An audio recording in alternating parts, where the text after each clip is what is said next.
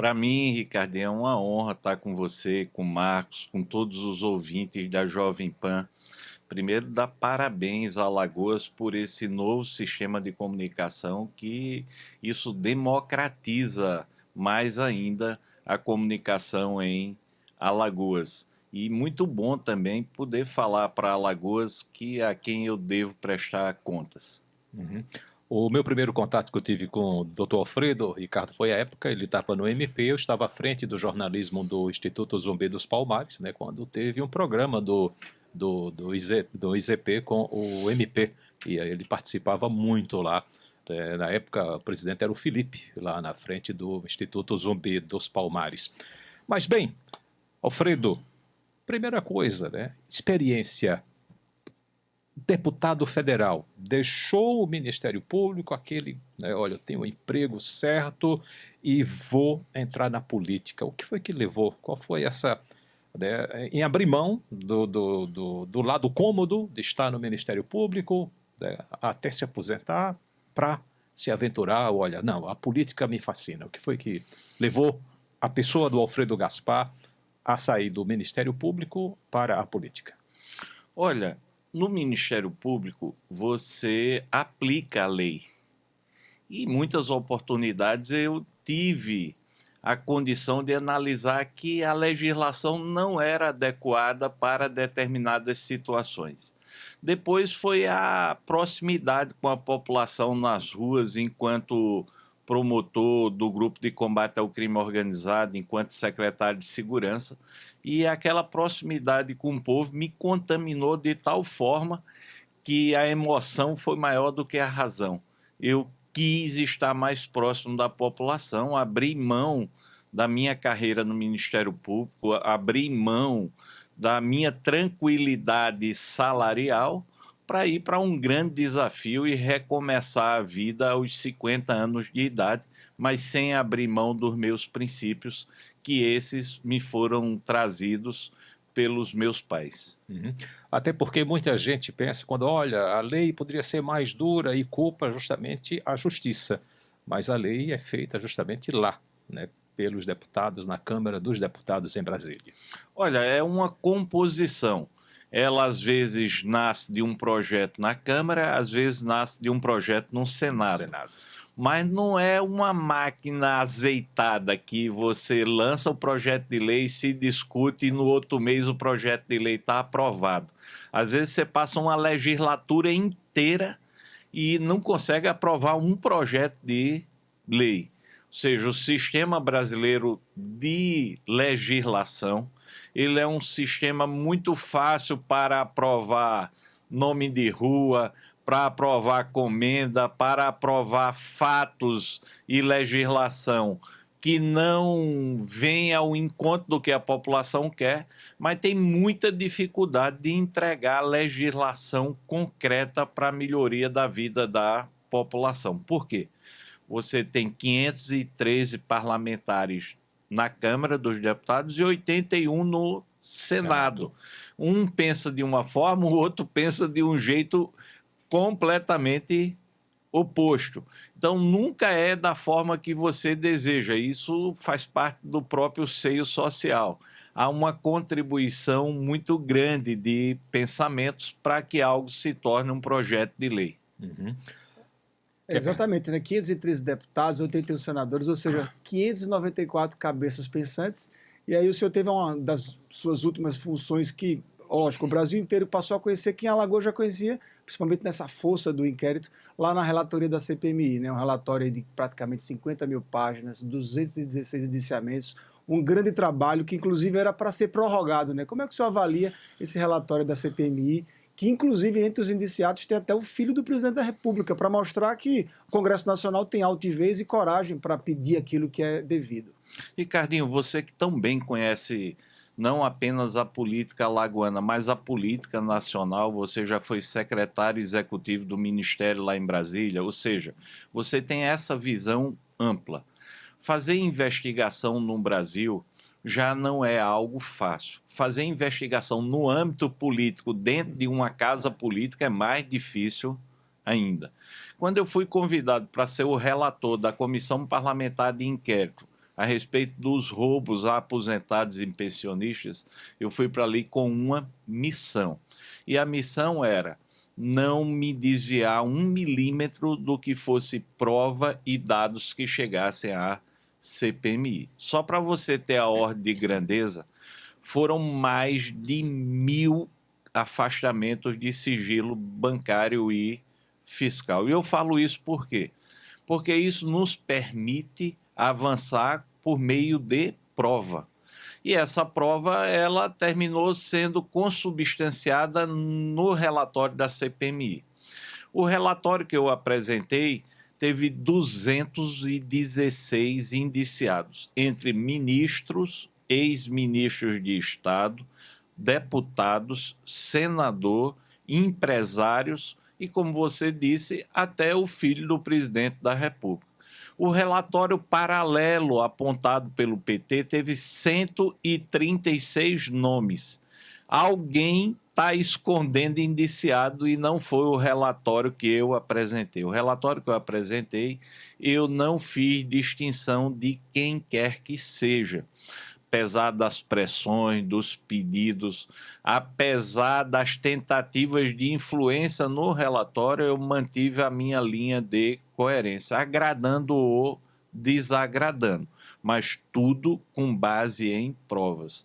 Nós tivemos 10 milhões de aposentados roubados, isso representou mais de 7 bilhões de reais em desvios, e tivemos a parte dos empréstimos consignados, que precisa urgentemente o Brasil se imiscuir sobre isso.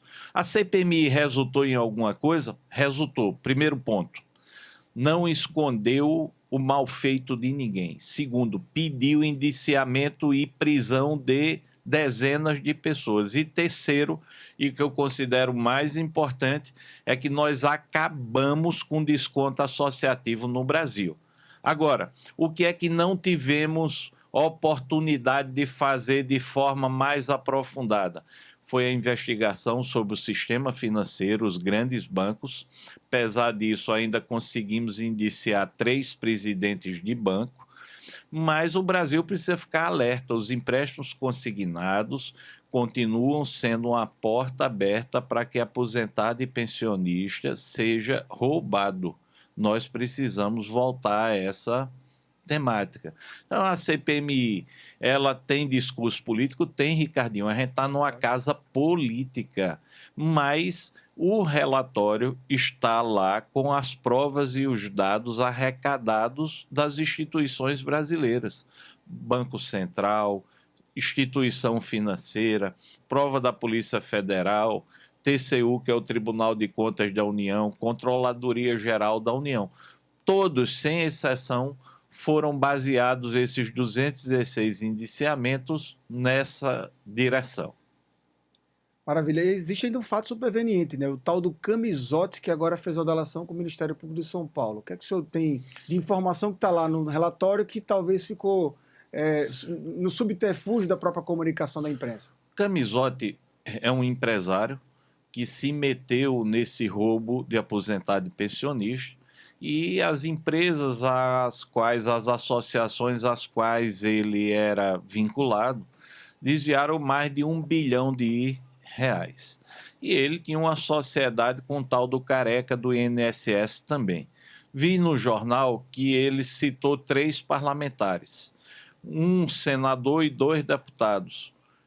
O senador Weverton está no meu relatório e não está no relatório do PT. Do PT, isso. O deputado Euclides Peterson está no meu relatório e não está no relatório do PT. E a deputada Maria Goretti está no meu relatório. Então, se as novidades que Camizote trouxer for relacionada a esses 3 parlamentares, estão indiciados no meu relatório.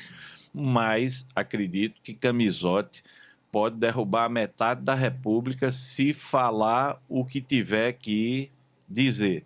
Uma linha de influência muito grande, uma distribuição de propina generalizada, e é muito importante que essa colaboração premiada dele realmente seja efetivada, assim como torço que a do Vorcaro também ela tem andamento. A gente precisa passar esse país a limpo. Uhum. No início, né, foi mencionado um dos irmãos do presidente Lula. Não sei se entrou nesse indiciamento do senhor. E o Lulinha? O que foi que deu essa prova para que o Lulinha entrasse no seu relatório? Marcos, Lulinha faz parte do indiciamento, como fazem outros 215 indiciados. Eu ajo de acordo com aquilo que penso ser correto. O irmão do presidente Lula, vice-presidente, esse irmão dele, do Sindinap, que desviou mais de 600 milhões de reais de aposentados e pensionistas. Mas é vice-presidente, todo mundo, Alfredo, indicia. Não é assim. Eu só posso indiciar se tiver a participação efetiva da pessoa. Essa pessoa era vice-presidente. Eu só poderia indiciar se tivesse atos de gestão dessa pessoa. Não teve atos de gestão. Por que eu vou indiciar? Porque é irmão do presidente? Não conte comigo para fazer uma injustiça desse tamanho. Ele pode até ter participação, mas nesse caso eu não descobri, eu não posso cometer uma injustiça desse tamanho. Por outro lado, tem o filho do presidente da República que não estava no radar e terminou sendo indiciado por mim e pedido a prisão. Por quê?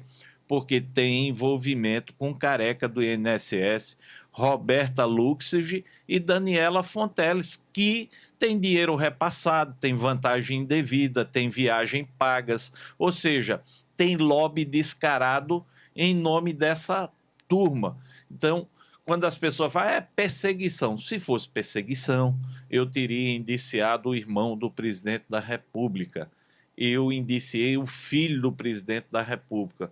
É porque é filho? Não, porque se fosse assim, eu tinha indiciado o Frei Chico. Mas não tem pressão no mundo que me faça cometer uma injustiça sem haver prova. O inverso foi em relação ao filho do presidente. Foi pego com a mão na massa, por isso que indiciei. Teve vantagem indevida paga pelo principal operador financeiro, que é o careca do INSS, que roubou milhões de aposentados. Se o careca do INSS abrir a boca, olha, o primeiro a ser delatado vai ser o filho do presidente da República, porque tem provas. A Roberta Luxig é uma lobista, mas uma lobista que faz esquema dentro do governo Lula. E o filho do presidente Lula, o Fábio Luiz, estava sendo usado porque queria ser usado para abrir portas para esse lobby criminoso. Uhum. E aí fica essa situação, né, com relação àquele relatório do PT, né, livrava e queria já mencionar pessoal do governo Bolsonaro também. O que foi que o senhor achou ainda do período do governo Bolsonaro? Eu faço um desafio. No meu relatório, tem gente do governo Bolsonaro, ex-ministro, como tem no governo Lula. No relatório do PT, eles esqueceram 80 nomes. Dentre eles, o ministro Lupe, por exemplo. Dentre eles, figuras proeminentes da política que estão no meu relatório, senador e deputados. Então, assim, é fácil fazer uma comparação. Eu não estou atrás de bandido de estimação. O crime de roubo a aposentado e pensionista foi muito grave. Não começou no governo A nem no governo B. Os senhores sabem, que conhecem bem a estrutura da Previdência Social, que desde o início da Previdência Social está o caso aí Georgina Freitas, que foi antes do Ricardinho nascer. Já foi um dos maiores escândalos do Brasil. Então essas quadrilhas foram se infiltrando. Agora, o que é que aconteceu no governo Lula? O governo Lula foi o ápice do roubo. Saiu da casa de milhões de reais para a casa de bilhões de reais.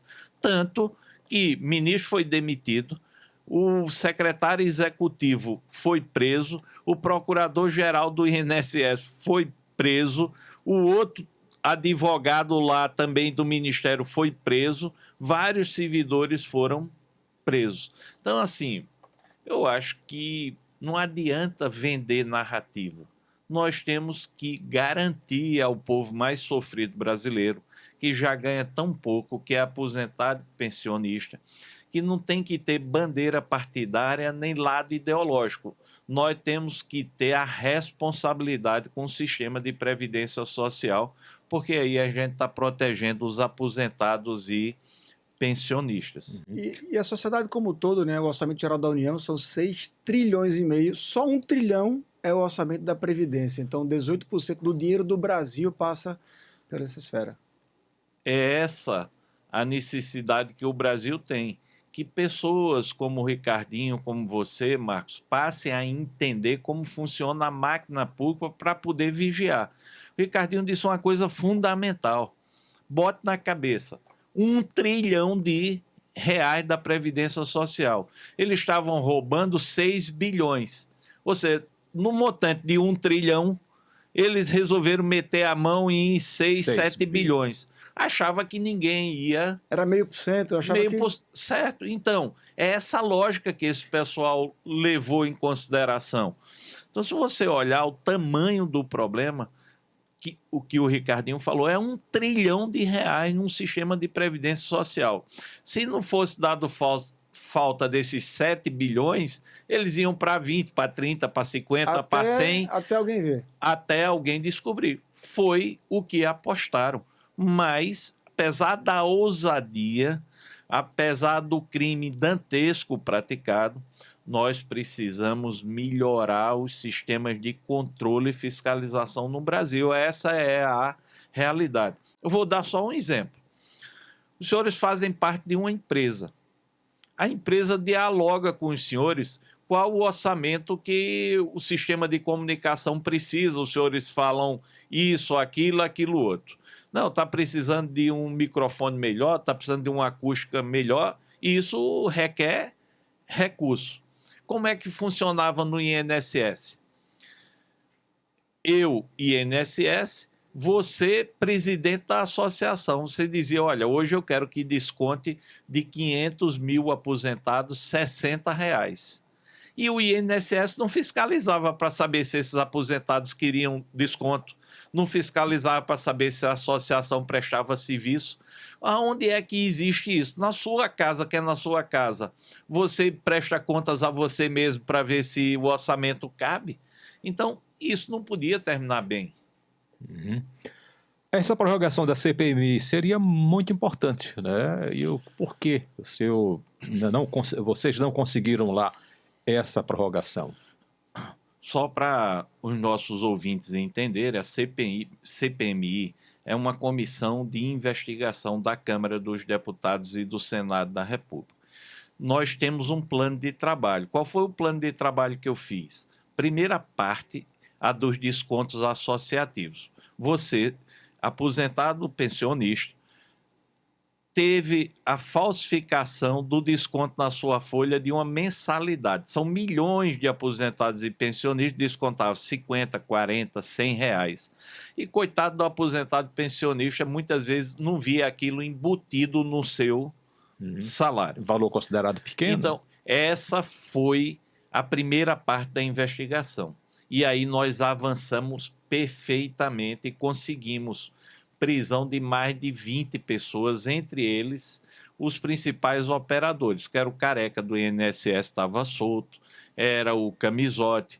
Com isso veio a apreensão de iates, de aeronaves, de carros de luxo tipo Porsche, Ferrari, Mercedes, BMW, imóveis de grande porte. E a segunda parte da investigação envolve o sistema financeiro, que é quem manda realmente nesse país. Em que pese toda a oposição a isso da base do governo, nós conseguimos também fazer essa investigação. Quando a investigação começou a alcançar gente poderosa, a exemplo da senhora Leila da Crefisa, do Banco Santander, do Banco C6, do Banco PicPay, nós sentimos o peso da impunidade no Brasil. E aí, quem primeiro mostrou isso aí foi a classe política, a base do governo não queria essas investigações. Nós conseguimos, em uma votação simbólica, que é permitido, aprovar esses requerimentos de convocação, quebra de sigilo, incluindo o filho do presidente da República. Rapaz, aí o mundo desabou sobre mim e sobre o presidente da CPMI, mas nós sustentamos.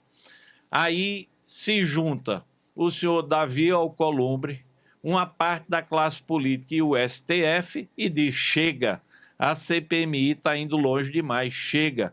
Quando a gente começou a adentrar no Banco Master, com muitas figuras da República, inclusive com membros do Supremo Tribunal Federal, foi a pá de cal na CPMI.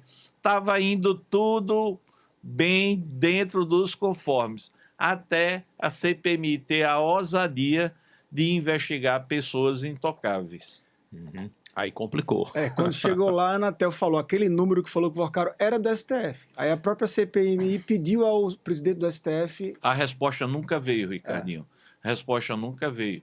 Mas, com essa visão global de vocês, seguinte, o Brasil não está mais aguentando sujeira debaixo do tapete. Pouco importa quem seja. E essa questão da CPMI do INSS e do Banco Master trouxe muita sujeira para a superfície.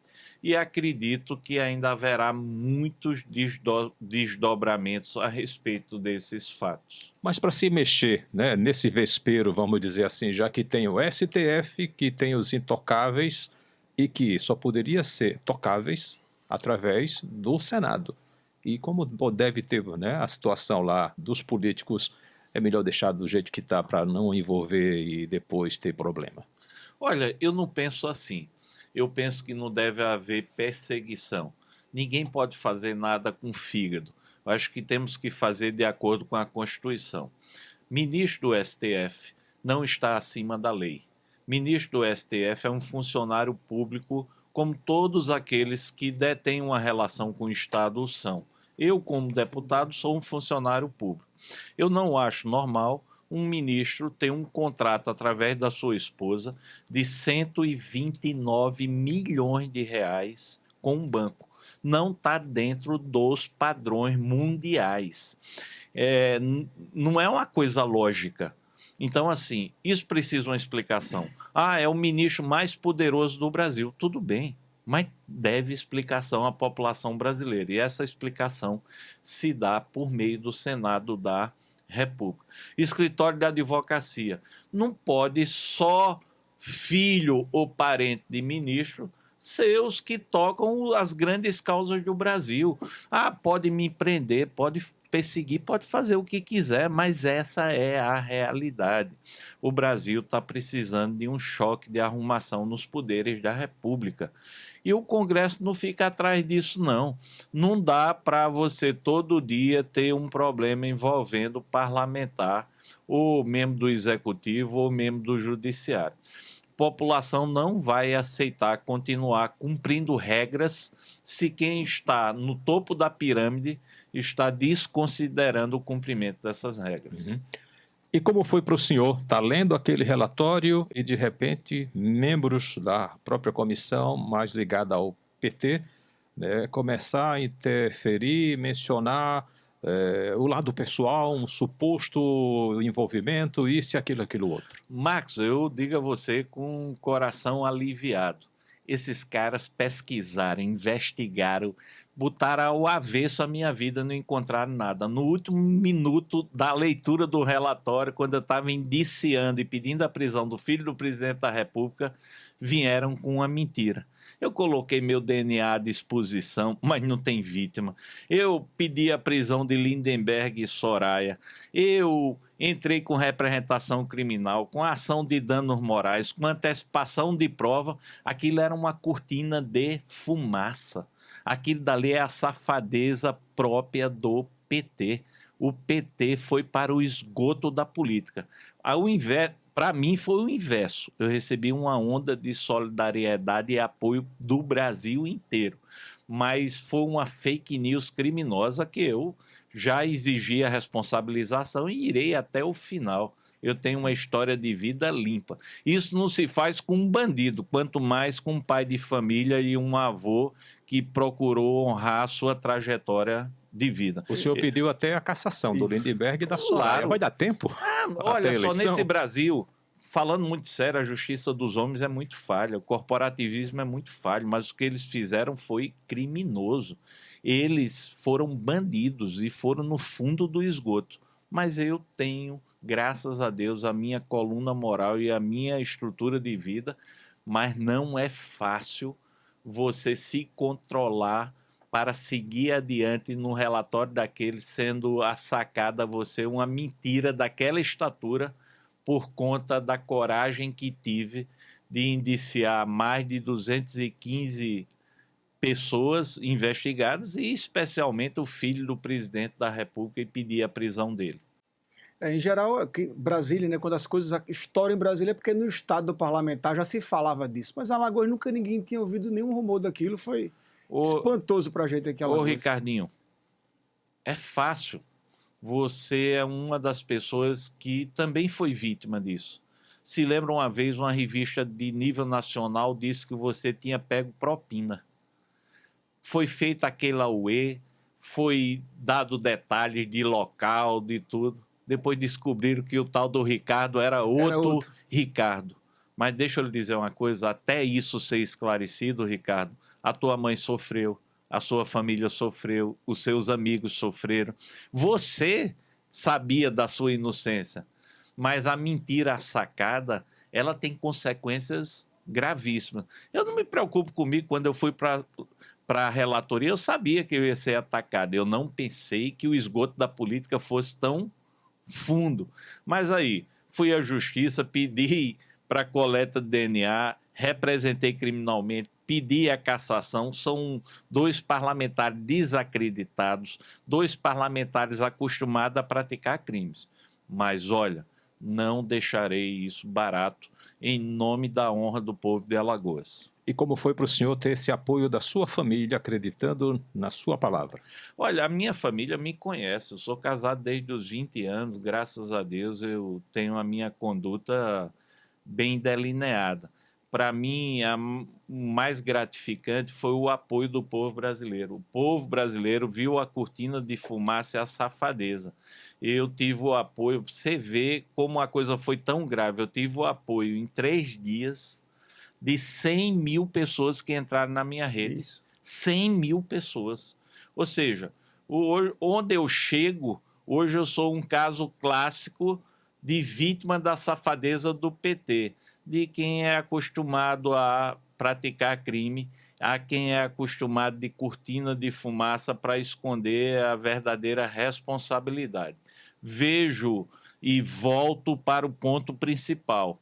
Eles não aceitaram que eu fosse até o fim, apesar dos pedidos e das tentativas de ir até o fim com esses indiciamentos, culminando no pedido de prisão do filho do presidente da República pelo esquema do roubo do INSS. Uhum.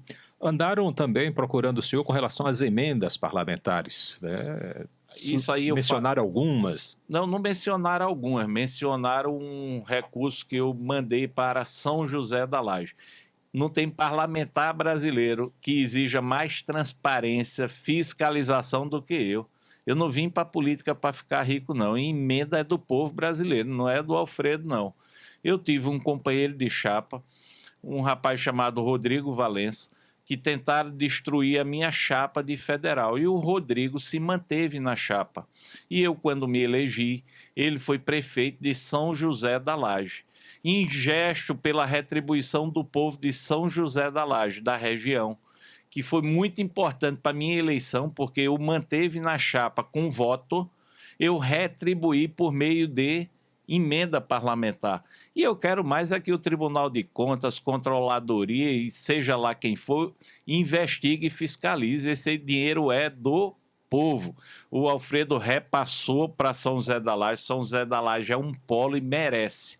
Eu ainda sou mais grato porque foi justamente a manutenção do Rodrigo Valença e do povo de São José da Laje na chapa que me permitiu a eleição de deputado federal. Ou seja, eu não temo, porque eu não sou daqueles e espero que isso não seja algo corriqueiro, que negocio emenda, nem vim para a política para pegar dinheiro do povo. Eu tenho uma história de vida e a política não mudará essa minha história.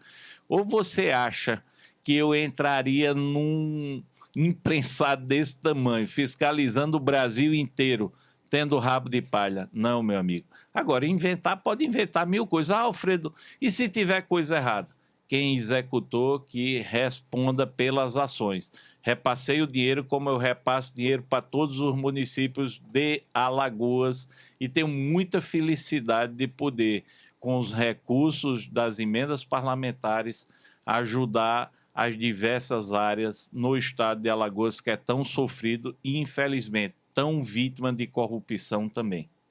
Vamos chamar o break aqui, a gente tem um break aqui, depois a gente volta para falar sobre política, cenário eleitoral 2026, muita gente perguntando aqui. A pergunta mais feita não foi sobre a CPI, não. Daqui a pouco a gente vai fazer ela, o deputado Alfredo. Então vamos chamar o break comercial, daqui a pouco a gente volta? Vamos lá, então. 24 horas. Notícia, informação, serviço. Esta é a Jovem Pan News. De volta na sua programação da sua rádio Jovem Pan News, Maceió em 102,7. O programa é o Pan News Maceió, que fica com você até o meio-dia. E hoje estamos recebendo aqui em nossos estúdios o deputado federal Alfredo Gaspar, ele que foi relator da comissão da CPMI, que é a comissão mista dos deputados e senadores, sobre aquele escândalo do INSS, Ricardo. E agora vamos falar sobre política, né? Todo mundo aqui em Alagoas querendo saber aí. Temos aí, primeiro deputado, o senhor assumiu o PL, né, Partido Liberal, com apoio integral do senador Flávio Bolsonaro, que é o pré-candidato a presidente. Então, o que é que pode trazer para o alagoano, eleitor do Flávio Bolsonaro, da família Bolsonaro, eleitor de Alfredo Gaspar? Qual é o projeto do PL aqui? Como é que o senhor vai liderar esse processo de campanha do senador Flávio? Já tem data para ele vir? Como é que está essa tratativa da direita aqui em Alagoas? Ricardo, eu fui chamado pelo senador Flávio Bolsonaro, que eu tenho plena convicção que será o próximo presidente da República, para discutir o cenário nacional e estadual. Após essa conversa, ele me concedeu a presidência do Partido Liberal. E minha conversa e o meu diálogo com o senador foi justamente sobre o país, a situação atual da nação, sobre o projeto dele de país e sobre as necessidades de Alagoas.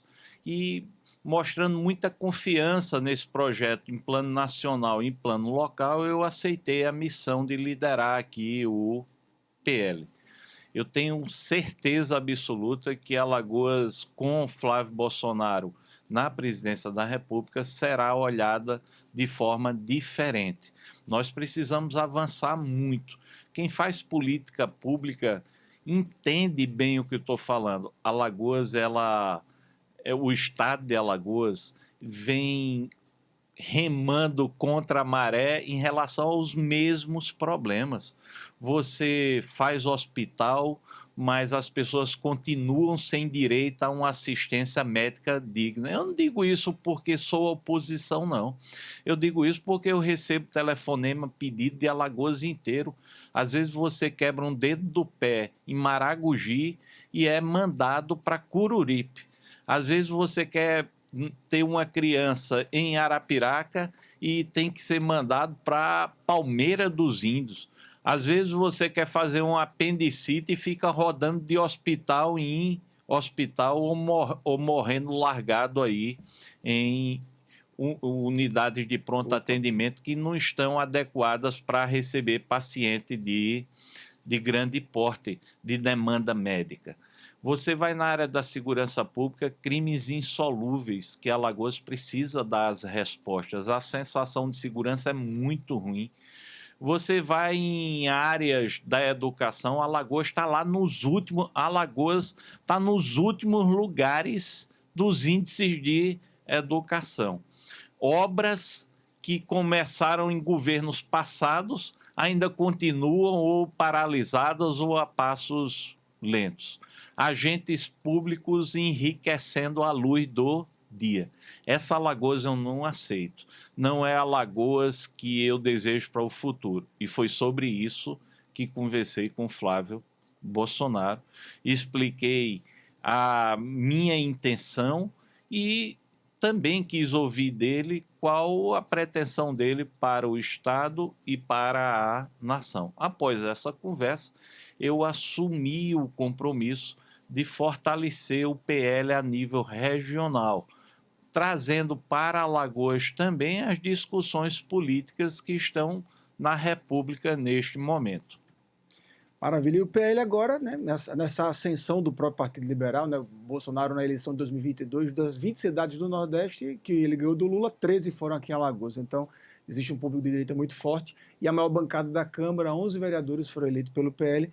Mais recentemente, a gente teve aquela confusão, né, de vereador que foi filiado no PSDB, teve uma tal de uma carta de anuência, e depois alguns vereadores apresentaram a queixa-crime para voltar. Mas, enfim, na semana passada, o PL ele notificou, via Justiça Eleitoral, os 3 vereadores que, de fato, migraram de partido. Como é que está esse processo? Como é que o senhor faz esse entendimento? Partido PL municipal, estadual, nacional, para a gente ter lucidez. Ricardo, eu só aceitei assumir o PL com total liberdade de ação. E assim me foi concedido pelo senador Flávio Bolsonaro, futuro presidente da República. Após a conversa com ele, ele me repassou para conversar com Valdemar da Costa Neto, que manteve a mesma linha do que tinha sido tratado com Flávio, fazendo uma ressalva, aliás, 2 ressalvas. Primeira ressalva, Alfredo, estamos com problema em Alagoas e aqui nós já decidimos. O partido não aceitará nenhum tipo de saída de vereador. Aqui a gente tem uma resolução é de fevereiro, proibindo diretório estadual ou municipal de conceder carta de anuência. Na hora que eu tive essa conversa, eu não sabia quais vereadores iriam ou não deixar a agremiação. Nem fiz conversa com nenhum, porque não cabia a mim. Eu estava acabando de chegar e estava lá em plena CPMI. Quando aconteceu essa saída, era algo que já não cabia a minha interferência, já havia sido batido o martelo via Brasília, com o então diretório que estava formado em Alagoas. E já havia um advogado contratado com essa missão, que era o doutor Luciano Guimarães. Então, não foi um ponto do qual eu pude participar ou opinar. Eu já cheguei já com essa direção decidida a nível nacional. Então, essa é a realidade. O PL não abriu mão a nível nacional de pedir os mandatos dos vereadores que, porventura, saíssem do partido. Tinha contratado advogado e assim foi feito através do Diretório Municipal. Maravilha. Então tá posto aí, né? Agora a pergunta que todo mundo quer fazer, falta 10 minutinhos para acabar o programa. 2026, outubro, o deputado Alfredo Gaspar já decidiu seu destino, é candidato aqui. O que é que o eleitor alagoano, o eleitor que gosta do Alfredo Gaspar, vai votar nele aqui? O que é que ele pode esperar do senhor para esse... A decisão está tomada, lógico, falta um pouco menos de 6 meses, mas qual é o caminho indicativo que o senhor tem nesse... A gente está em 13 de abril, né? A eleição vai ser 4 de outubro. Como é que a gente pode esperar aí? O que é que o Alfredo Gaspar vai fazer para enfrentar as urnas desse ano? Ricardinho, eu sou um homem de grupo. Eu não discuto muito política, eu gosto mais de trabalhar. E com esse trabalho que foi feito durante a minha jornada na Câmara dos Deputados, eu me considero apto a ser um pré-candidato a senador da República. Ponto. Esse é o principal argumento meu pelo trabalho realizado. Mas eu faço parte de um bloco.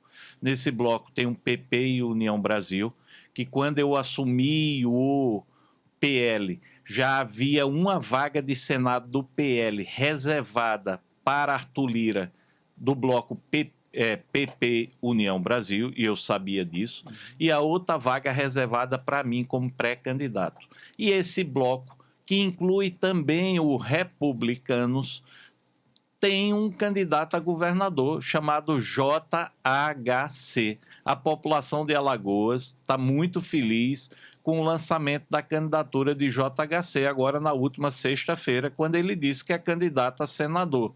E eu não acredito que JHC irá, de forma nenhuma, titubear com a esperança do povo alagoano. O povo quer ele candidato a governador e ele deixou vazar isso, que é candidato a governador. Portanto, nós desse grupo, e eu me incluo nisso aí, estamos unidos nesse propósito de JHC seguir adiante como candidato a governador. Eu sou pré-candidato a senador em parceria com esse bloco. Agora, Alfredo, e se JHC não levar adiante essa esperança do povo alagoano? Esse bloco terá candidatura a governador, a senador, a deputado estadual e federal. Não haverá eleição por WO no estado de Alagoas. Não haverá a mínima possibilidade de composições políticas para que o eleitor alagoano fique sem condições de opções. Nós estamos no século XXI. A oposição em Alagoas, ela vai ter chapa completa. Eu sou pré-candidato a senador. Ao mesmo tempo, eu não admitirei de forma nenhuma, como integrante desse bloco, que nós não tenhamos um candidato a governador. E eu também, havendo esse recuo de JHC, que eu não acredito por conhecê-lo, que eu não acredito porque essa é a vontade do povo alagoano, não acredito porque houve uma construção coletiva desse grupo, depositando muita confiança e recursos em Maceió para fazer uma gestão transformadora, que JHC vai fazer qualquer composição para deixar de ser candidato a governador. Mas se isso acontecer, nós teremos nomes nesse coletivo, inclusive o meu nome, à disposição para que o povo de Alagoas tenha a sua chance de escolha. Nada de WO. Mas eu sou pré-candidato a senador com o objetivo principal de transformar Alagoas e transformar o Brasil. Então poderia ser seu nome cotado já a candidato ao governo do estado? Não, meu nome candidato ao governo do estado, não.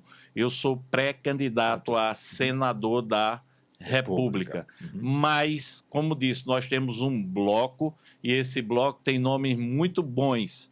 E eu, humildemente, faltando o JHC, ao chamamento do povo de Alagoas, nós iremos ter um candidato a governador à altura do povo de Alagoas. Mas o meu candidato a governador, o candidato a governador desse bloco que tem também a liderança muito importante do deputado Arthur Lira, não tenho dúvida nenhuma que é JHC. Nós trabalhamos com JHC até agora, foram muitos recursos trazidos. Então, foram muitas ações em conjunto. Então, todo o planejamento, todo, sem exceção, é JHC, candidato a governador, com o apoio desse bloco. Então, você veja, são partidos importantíssimos.